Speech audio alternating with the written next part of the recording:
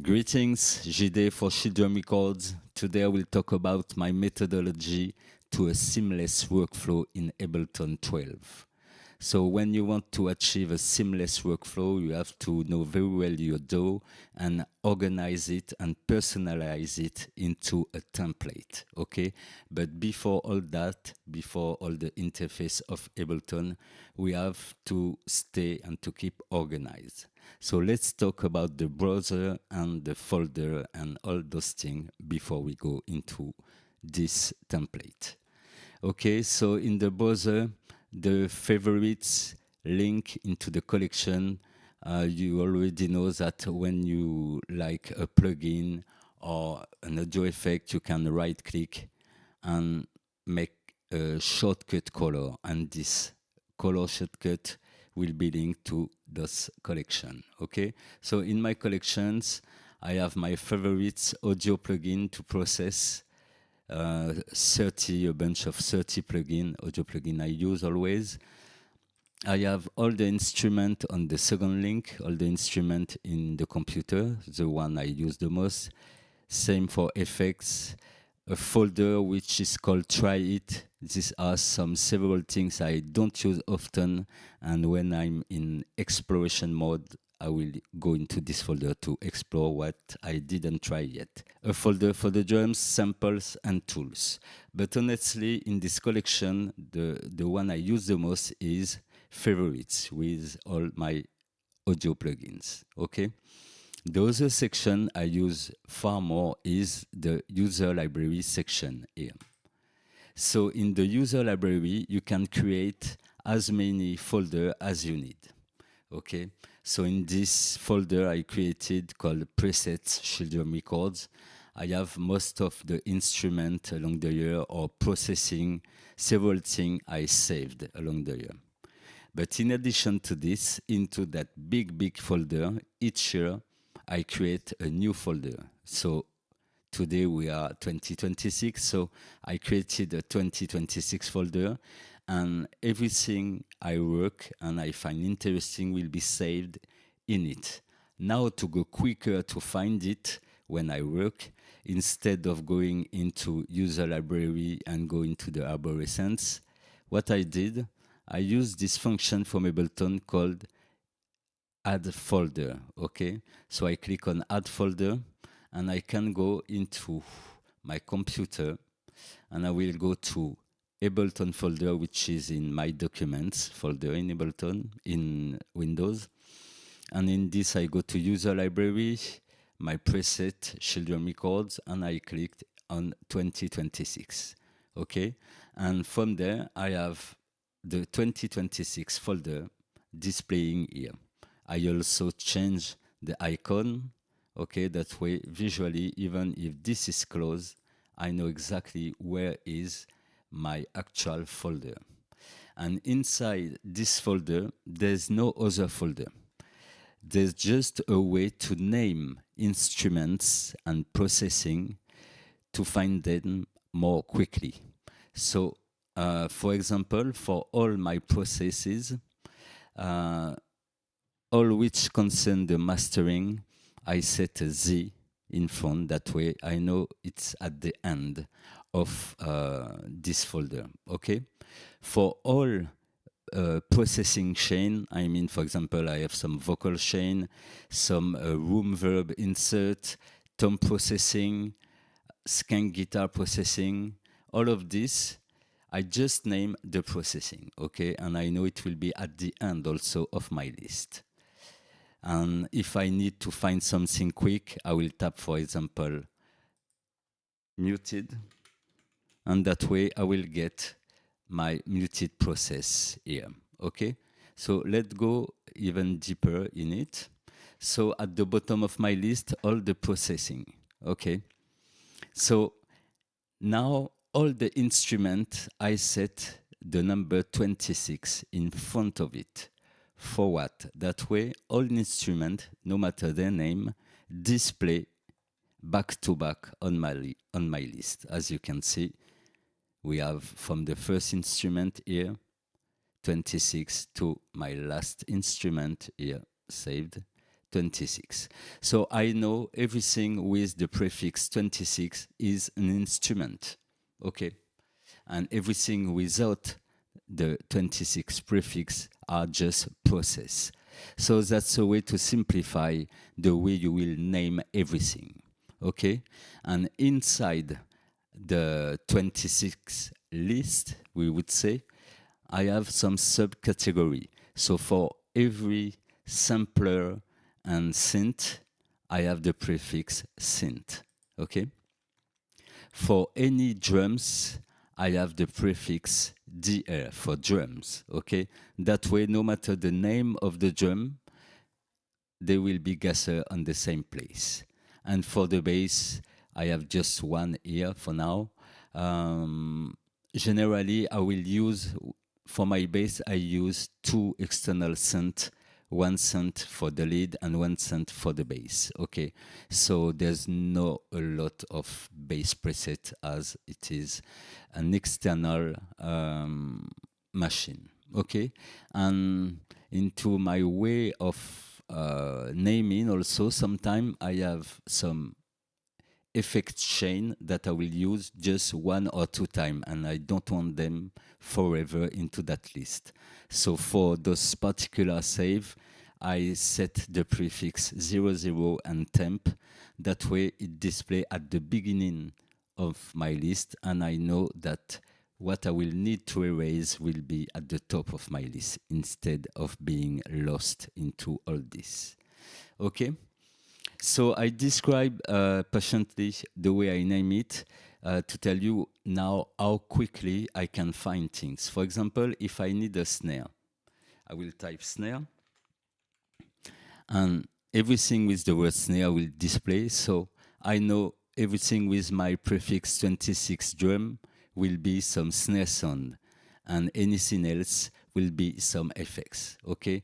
So whether I'm looking to process a snare or process a bass or a skank, or whether I need to open the instrument, I just have to type the name of that instrument. Okay?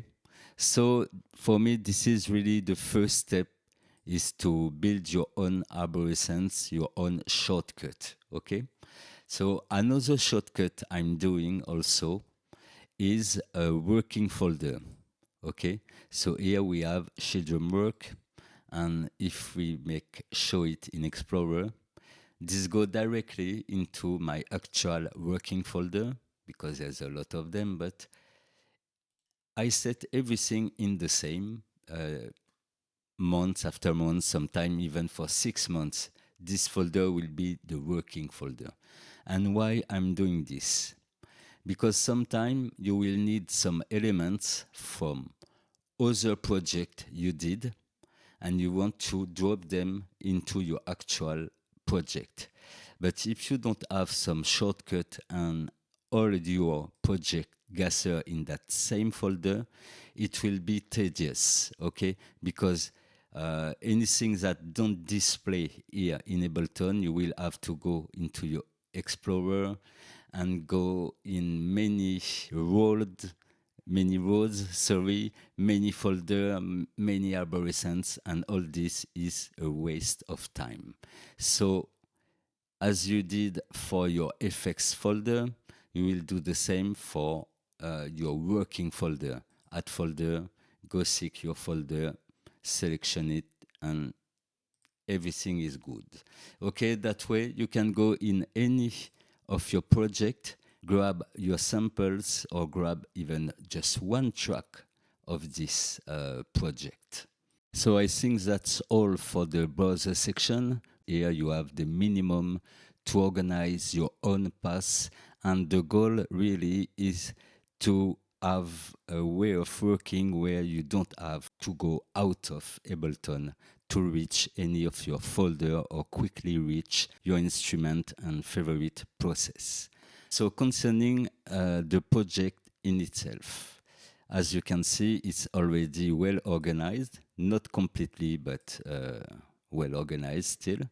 And what I did in it, so this is my actual template in use in the studio when I need to build something new.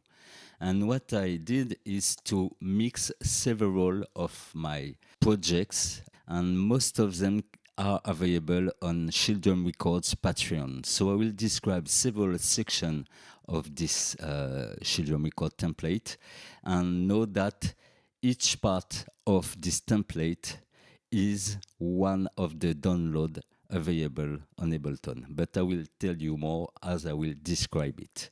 So let's start to the end. So the end of all this is the main master channel. So on the main channel, what I do, I set a visualizer. Sometimes I need to visualize what I'm doing.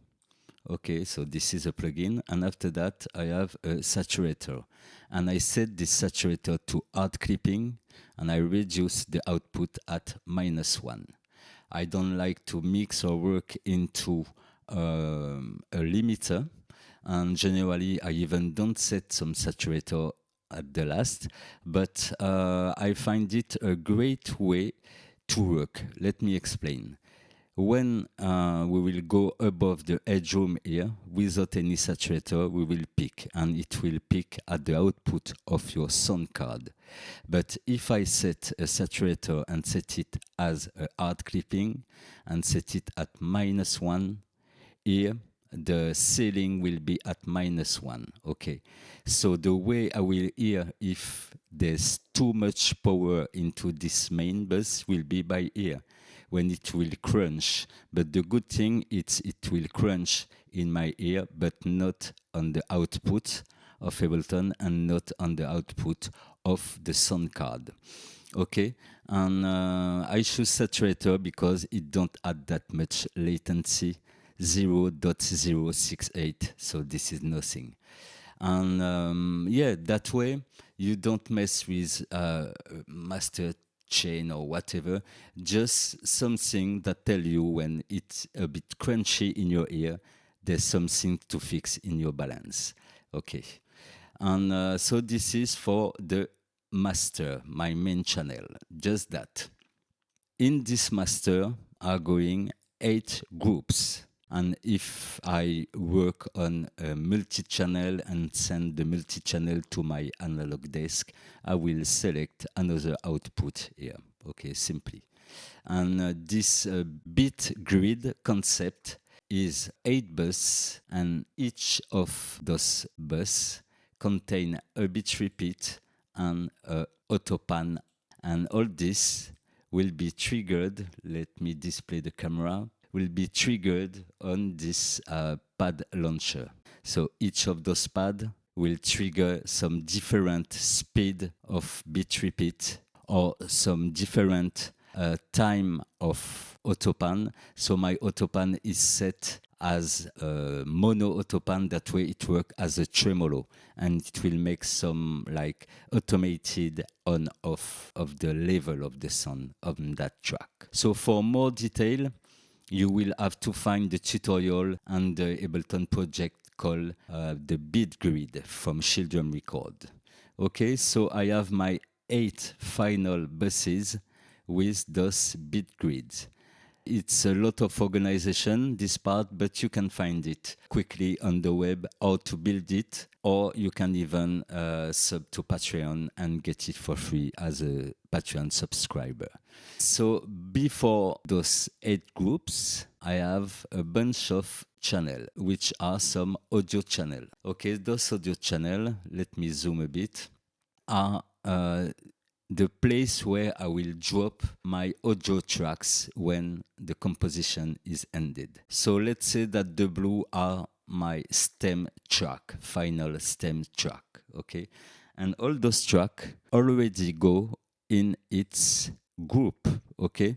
So for example, my lead track will go into group 1, and my melody track is going to group 2, so that one. And my mute is going to the skank bus with the skank and organ. Okay, so everything is already routed. So we have the master. Before the master, we have the 8 groups for the rhythmical mangling of the final stems. Before this, we have all the stems that feed those groups, okay, containing only audio tracks. And before that, I have another project I released recently on Patreon called Rhythm Generator. Okay, so this is what I did. I dropped several of my available project into one to make a mega project. So this Rhythm Generator section is composed of MIDI tracks. On those MIDI track, I will load instrument I wish to have when I compose. For my bass and my synthesizer, external synthesizer, I will just link them to the output of my sound card. So let me see quickly on the sound card interface if you can hear what I'm playing. No, not yet. So by the way, this is the interface of my sound card. And what I do for external instrument, I don't use the monitoring of Ableton. I use the monitoring of my sound card. So that's why I'm going here to unmute it. And I will set the level as I monitoring bus. Okay, something like that and like that. Okay, that way when I play those external instruments, I have really no latency. For the moment, those tracks are going nowhere. When I will drop a plugin on them, it will go to the main. So there's a first step of composing in a simple environment.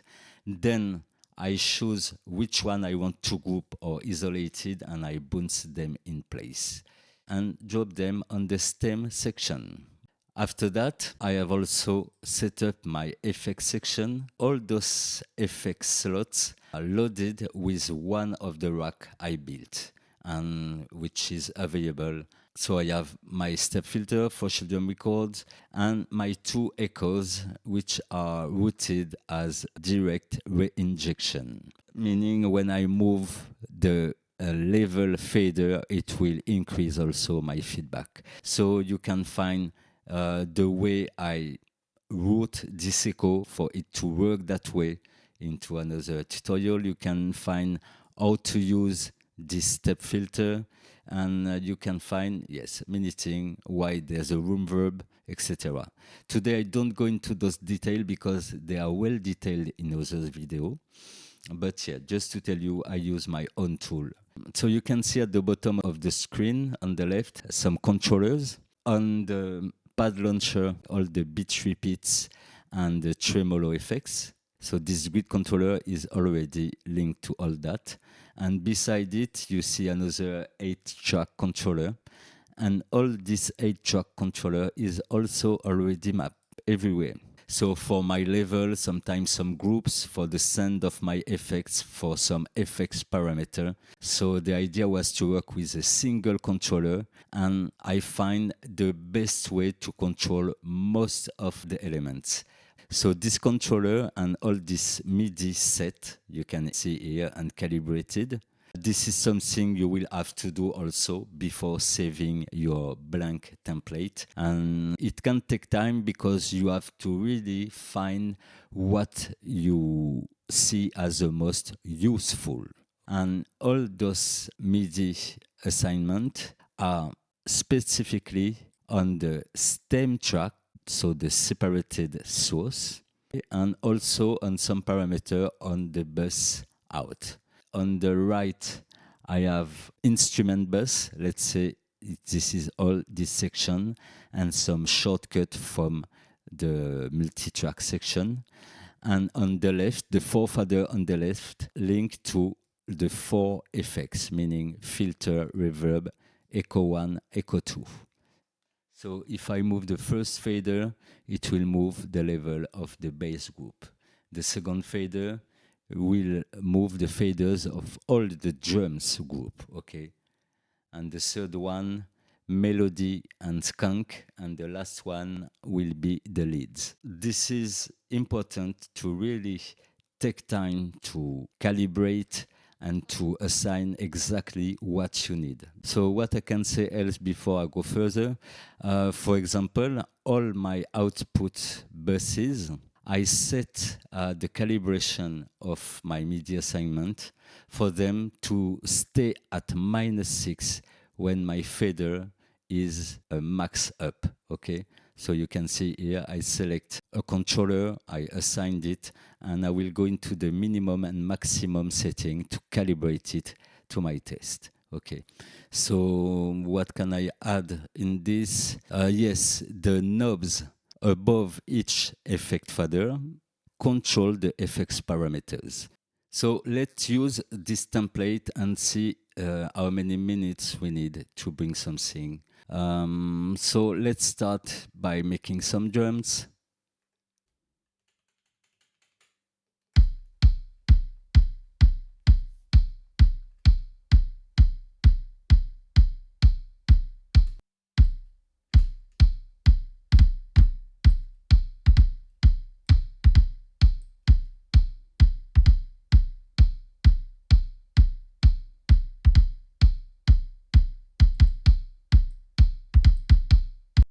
Let's go with that for the kick.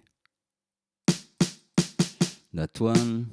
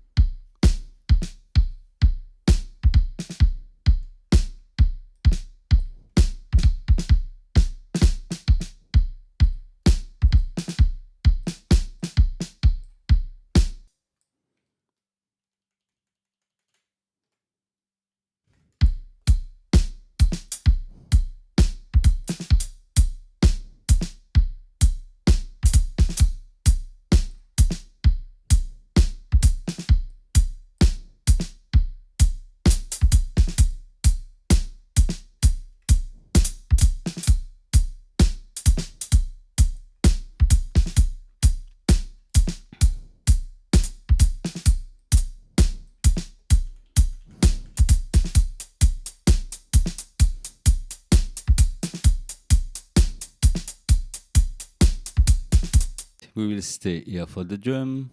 Let's check some percussion.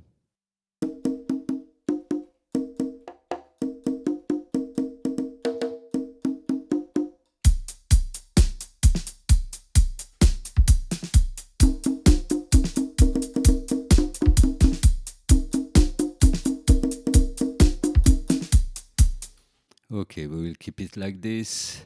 After that, some percussion. What do I have here?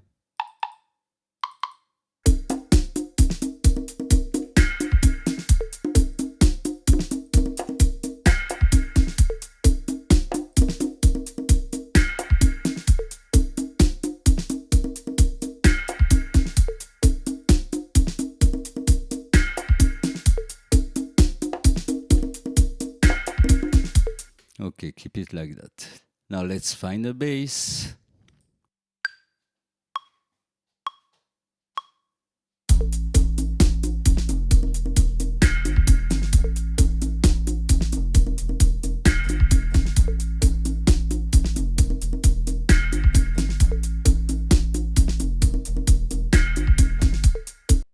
Slide quantize.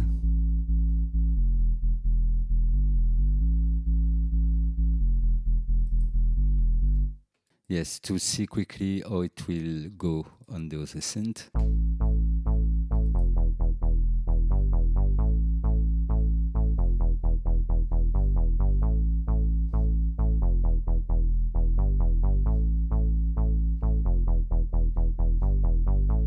Okay, so now let's add some skank.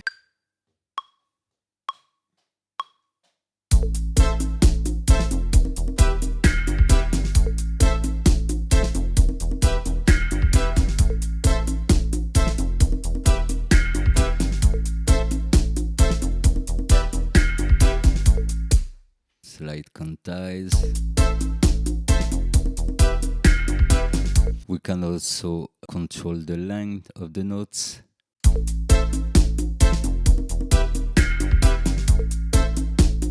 Okay, this will be for my skunk one, and on the second one I will add kind of piano.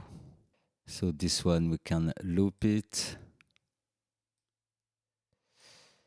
And as the melody will be a bit longer, can duplicate that. And let's find a melodic piano chord.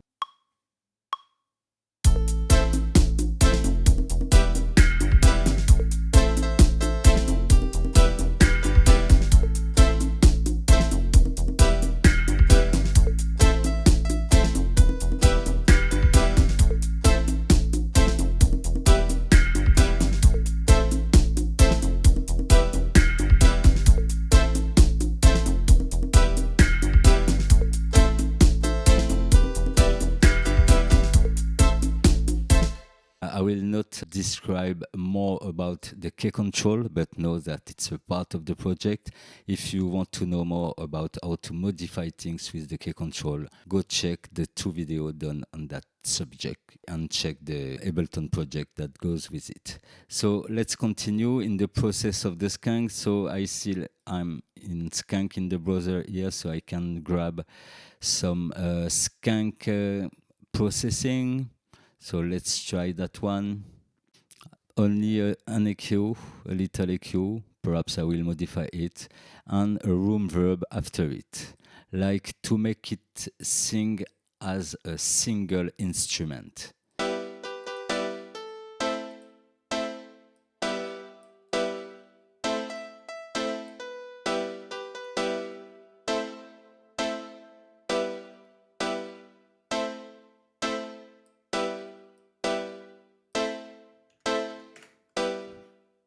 And I don't need that EQ.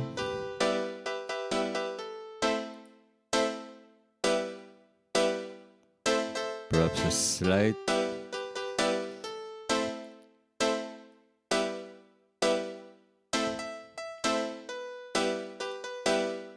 Okay, so let's say this is my final signal, what I need for this GP skank. So I select this, and Control B will bounce it to a new track.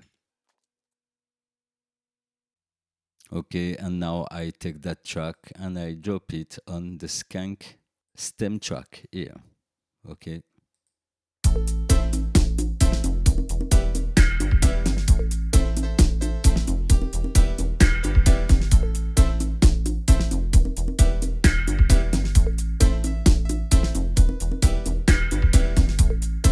If I want to do a quick organ bubble, I will take that track, remove the instrument, and type organ. Okay, just one. This is the one. And from there, I will modify my partition here.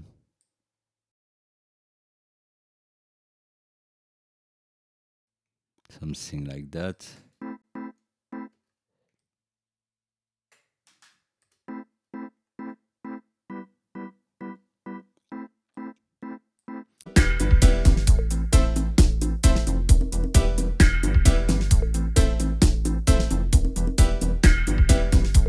And we will leave it like that for the example, with a bit more level. Control B to bounce it as audio. Okay, and here for our organ track. Perfect. So now let's simply bounce the bass and the synth. Okay, I know my bass is synth 1 and my synth is synth 2.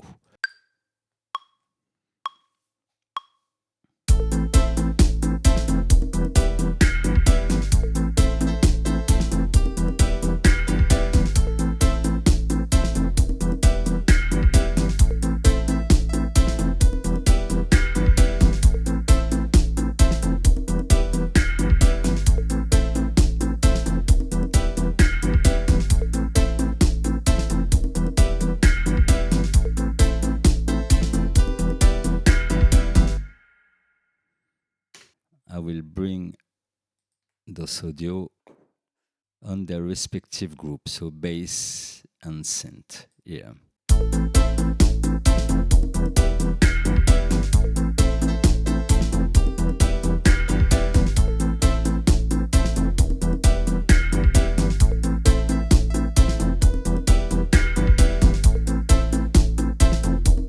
let's bounce this.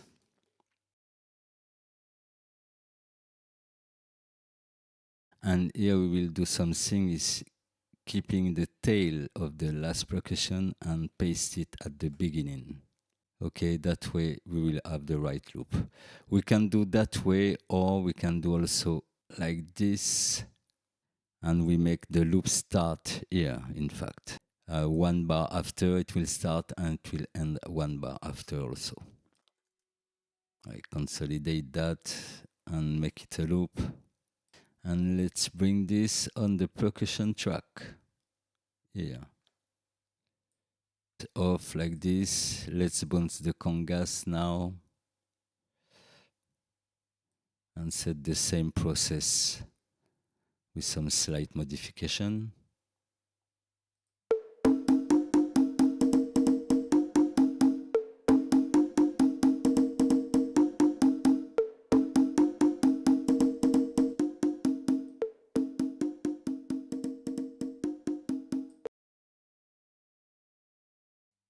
Now we got our LC loop.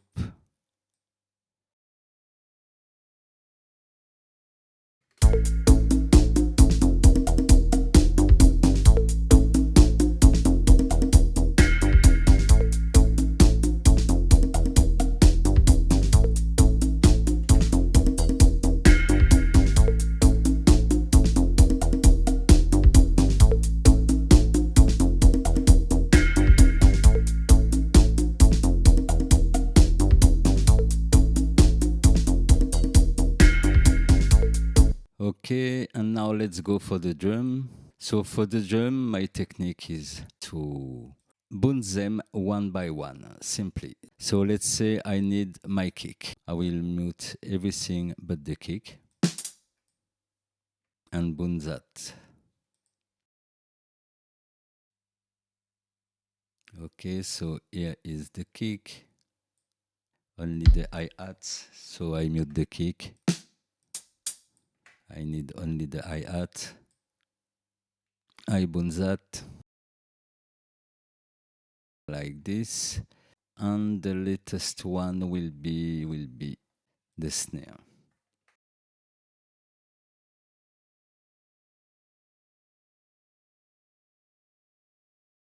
Okay, that's okay for the snare. And now what I will do is to mute everything and trigger one cymbal or two and bounce that.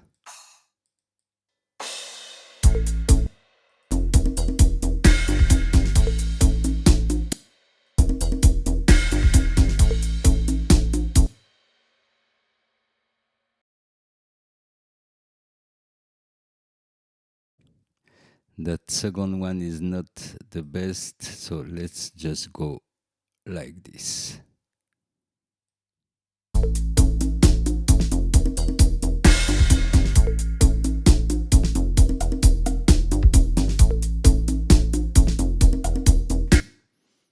Now most of the track are set into the stems.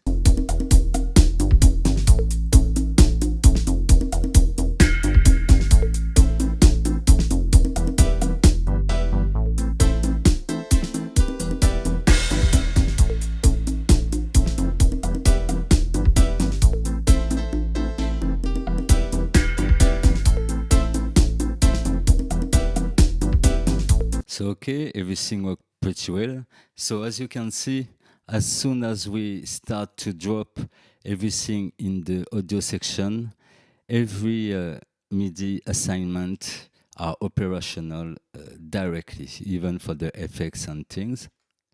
So let's continue to add a few other instruments. For example, a mute guitar following the bass seems to be a good idea. So I will copy the bass part on a melody track. Okay, from there, I'm still in my folder 26, so I will type mute, and I have my muted guitar here.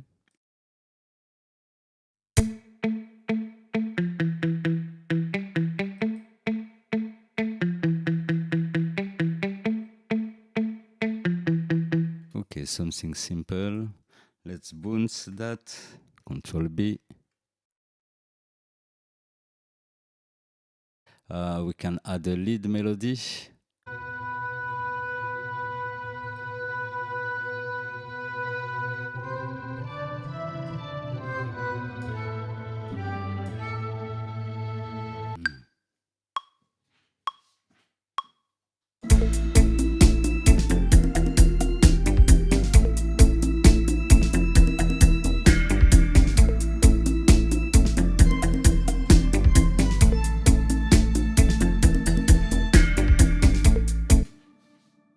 Okay, we'll work with that.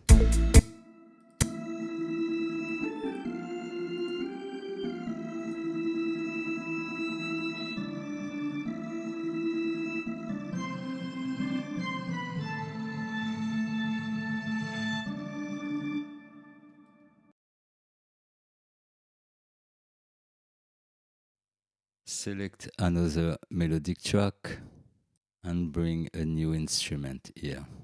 Let's try with some violin, something like that.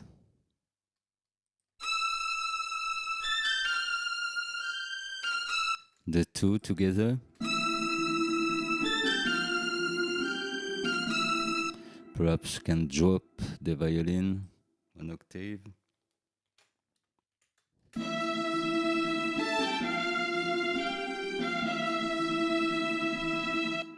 Okay, this will be perfect like this.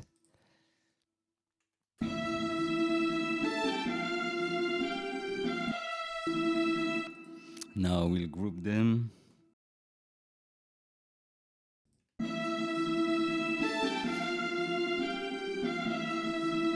And let's find a process for that.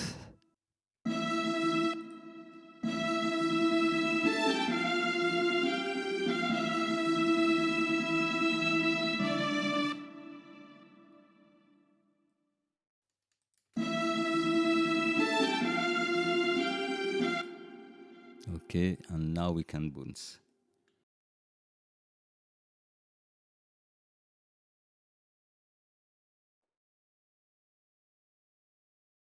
And bring this on the lead track.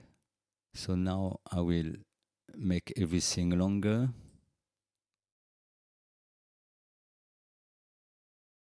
Like this for the melody.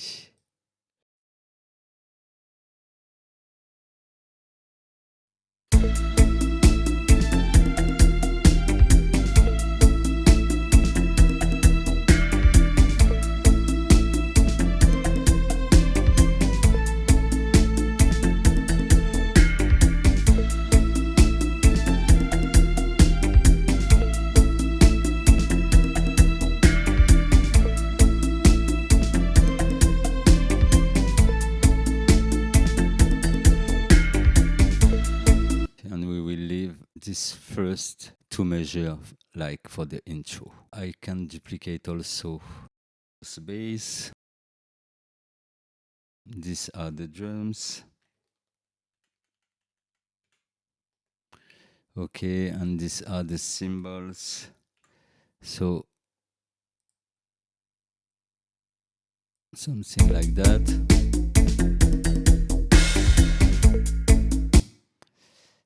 And we will add a second cymbal at the start of the other melody and another at the end. And why not for the melody, set some melody all the way along, and during the dub mix we shows when it goes in or out. Okay, let's set all this in the color of the stems.